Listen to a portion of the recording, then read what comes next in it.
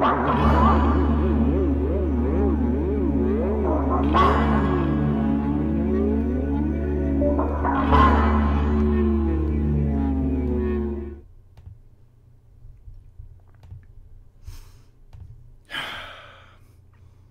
am the fucking goddamn worst at doing these goddamn intros. I don't know how to properly talk. I don't know how to properly set up a intro properly. Fuck. I tried doing a special memory intro for somebody that I want to talk about in this podcast. That's the whole reason why I'm doing this morning. Good morning, everybody. Welcome to the Morning Glory Podcast. If you're listening to this in the morning live, we are doing this on YouTube. And if you're listening to replay, thank you very much for dropping in. And I was just on the Periscope app having a little wake and bake session with some old school hip hop beats, and I met a pretty savage lady on there that wants to pop in. Guest wants to chill with me on my channel here, I guess. Thank you very much for popping in, and I appreciate all the people that come out to the Periscope. It really is a different community where actually people meet, right? Periscope is, I think, one of the originators of live streaming. You know, I think it started off as Periscope, as the live streaming thing, and then Facebook Live came around, and then YouTube Live, all these live streaming things. So understand that Periscope was the fucking originator when it came to like live streaming, and that is what I do. It's live streaming blogs sometimes on Periscope. I just go on there to sometimes just wake and bake and blaze with people, talk with other people that blaze cannabis too. This morning, I met a girl that asked me my age. Cool. Awesome. Maybe this should just be part of my stand-up set where I'm just completely fucking awkward on stage. I don't know. I speaking of which, I just want to give a shout out to everybody, especially on Patreon, who supports the Morning Glory podcast. I should be doing this daily, but I'm like in the midst right now where I'm kind of really trying to stay away off of social media and want to get really back into working on myself again when it comes to my writing, when it comes to going to the gym, when it comes to making money, instead of dealing with online fucking Twitter bullshit. It's like, I don't have the time for me to get tagged in people fucking calling me out for not being around to shows. I don't give a fuck. I'm working on myself every goddamn day and trying to be a better stand-up comedian. For those of you who don't support me doing what I'm doing, well, that's your fucking problem, not mine. I will say this, that I will support people if they support me back. That's how I roll, okay? That's just how I roll. It's just some people take advantage of my kindness, so I can't be fucking having all the time to go into a random person's thing, and all they do is just like insult me half the time. It's like I don't have the time for that. I gotta work on myself every day. I gotta be a better stand-up comedian. And for like the football season, that's what I did. It was just like that podcasting thing, right? I spent a lot of time editing into graphics. I spent a lot of time into football research. It's the off season. It's now my time to work on my stuff that I want to do, right? I want to get more healthier. I want to make more money. I want to upgrade equipment-wise instead of fucking putting my body through I don't know, everything. Right? This is my time. So I do want to thank all my Patreon supporters that support me doing this. But like I said, going back to the Periscope thing, And with Brody Stephens, I wanted to give a special memorial thing to, or memoriam. Oh God, memorial. It was stupid of me. I wish I was at his memorial. I really, really wish I could be there. But I think they might be periscoping something for it. So I really encourage everybody on Periscope to go check out whatever they're doing for Brody Stephens when it comes to the comedy scene. He was, if you guys don't know who Brody Stephens was, he was a guy he was a comedian that was very famous he was an opener for a lot of open mics, right? He never got into like the headlining scene. He was always just opening for acts, right? He did a lot of periscoping, and that's where a lot of people know me from. He was called the Prince of Periscope, and he'd always be on there doing a thing called Steps with Steve. He'd always just take the Periscope and walk around, just videotape himself, and then just talking to people on Periscope that chatted with him. He was a fucking friendly guy, man. He was a friendly guy. What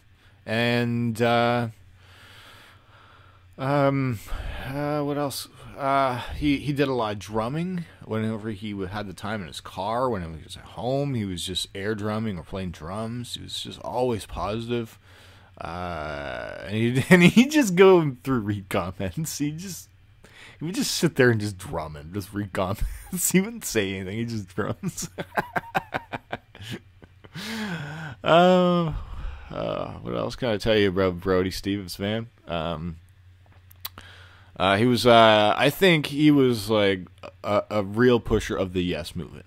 You know, everybody thinks Daniel Bryan was the creator of this Yes movement thing with the hands being raised. Brody Stephens was doing his own little Yes movement. You know, stay positive. Yes. He'd always be telling that people, you know, go check out some of his stand up. He was just a very positive guy whenever he did his sets. What else can I tell you about Brody? Other than I met him at Just for Laughs about maybe 4 years ago, and it was when I was interviewing people at the time. Fuck, man, I'm so fucking pissed off at myself for not having the guts to ask Brody Stephens for an interview at that time. I was right there. I could have actually had him, and I this is my fucking problem. Is I'm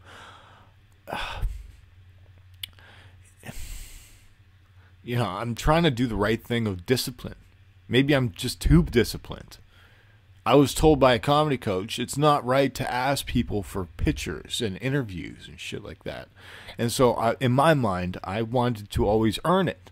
So I don't care what I need to do. Hopefully maybe I earn so much respect from them of not asking that maybe they want to take a picture with me. I don't know if that's selfish of me or not, but maybe that's me being confused with discipline from what I was taught. But I'm really angry with myself that I didn't get the chance to actually sit down and actually chat with Brody.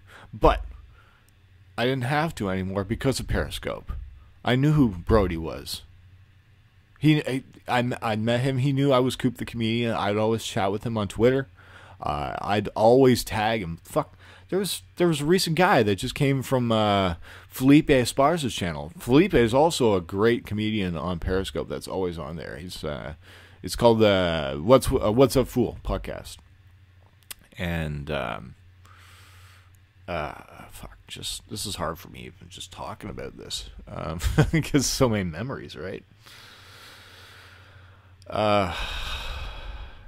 Yeah, so I met a guy that was Felipe's fan, and I told him that he also knew who Brody was. I was like, "What's up, man? Brody is the Prince of Periscope," and Brody liked it. Months ago, he was encouraging me about doing my sets. I was trying to give him my stand-up sets on messages and talk about him. So, fuck, this is just me fucking talking. It's so goddamn hard. You know, I've had a lot of people that fucking have passed away in my life, but man, fuck, everybody fucking loved Brody. Oh, fuck. Yeah, I've just been hearing other people talk about him, like, Joe Rogan was talking about him as well. And, fuck, man. Suicide is so goddamn fucking tough. 4 or 5 days ago, Brody tweeted out that he was ready to go on the festival circuit. 3 days later. Fuck, man. So, I don't know, maybe. So, apparently, apparently from Joe Rogan, what he said, Brody went off his meds. He didn't like taking his meds. He didn't like the way they felt.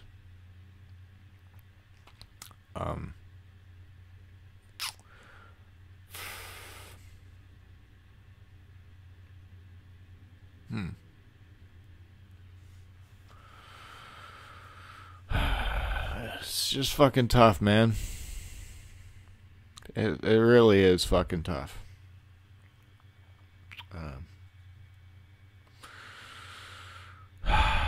I can tell you this right now, that just reliving Brody's life, and he didn't have a girlfriend. I think he was a pretty lonely guy, and that might have something to do with it. That is not the life that I want to take as a comedian. And people don't understand why I got into this. I wanted to become a comedian for people to know who I am as an individual, and just I want to find somebody out there that will appreciate me for who I am. As simple as that. And why not? When I'm just being when I'm by myself, I seem to succeed. But why has it been so difficult for me to be accepted by people? I have traveled all across Canada. I have lived all across Canada, people. And the fact that I'm still out there searching and time is ticking on me is I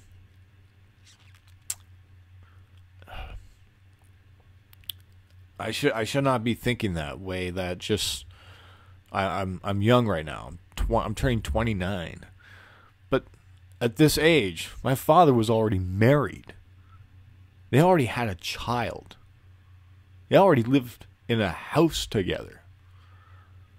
Me, I am still fucking struggling, just trying to eat and trying to fucking get stage time and just brand myself and putting my body through health in order just to get stage time and hopefully have that hour special. Some people have to make sacrifices what they think they need to do to be accepted, I guess. I don't know, but maybe that is why I look at Brody's life, and he did everything. He did everything possible. He videotaped himself blogging his life.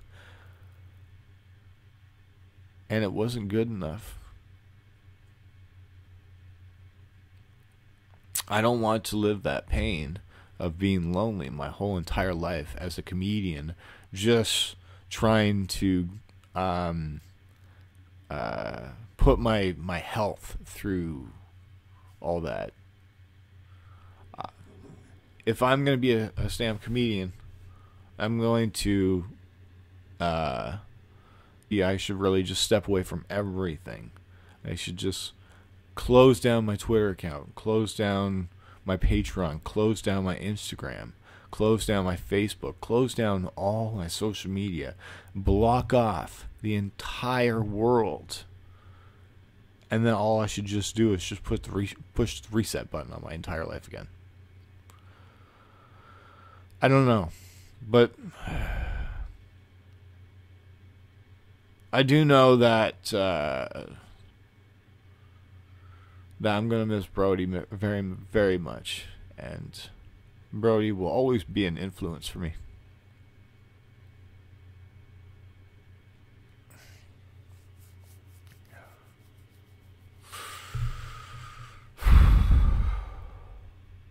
I will certainly miss him.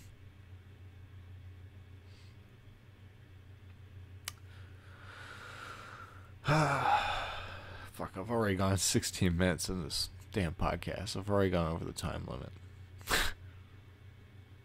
I didn't even fucking talk about why I dyed my hair green. I wanted to explain to that. Why did I dye my hair green? Well, I got the influence from a Family Guy episode. Can I be more clear than that? Just if you look at Chris Griffin green hair on Family Guy on Google, you'll see Chris Griffin with green hair with black stripes. So I went with black hair with green highlights. It doesn't actually show very much right now on camera, but you can see the pictures on Twitter. And I went on stage, did my stand-up set with that. I forgot to tell, I think, my green hair joke. I did tell some new jokes that worked out. Like I told a Fortnite joke, a Buzzkiller joke that actually we created on Derailed podcasts. That was really fun. We talked about serial killers that episode, and everybody was going around and just like, what would everybody's serial killer name?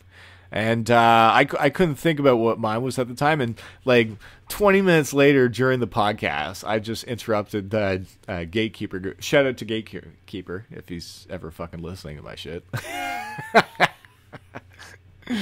So we're on there, and 20 minutes later, I'm just interrupting him. I go, hey, Drew, I finally have my serial killer name, the Buzz Killer.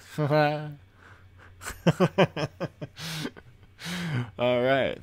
So fucking 8, 10 months later, after doing that podcast episode, boom, I finally get stage time to tell it on stage, and he gets laughs.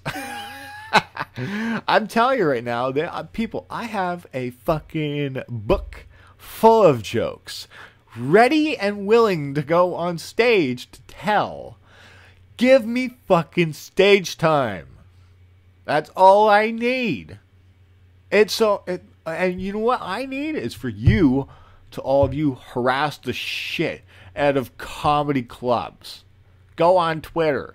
Find those comedy clubs locally to me. Harass the shit out of them. Tell them book Coop. All right? That's how they know how to book me, is fucking through all that shit. So good set that you guys can check out on Patreon. It's at patreon.com/CoopTheComedian. It's around 4 minutes, 5 minutes, probably around that. I was supposed to do 7 minutes, but it was the first time back there. I didn't really know the rules.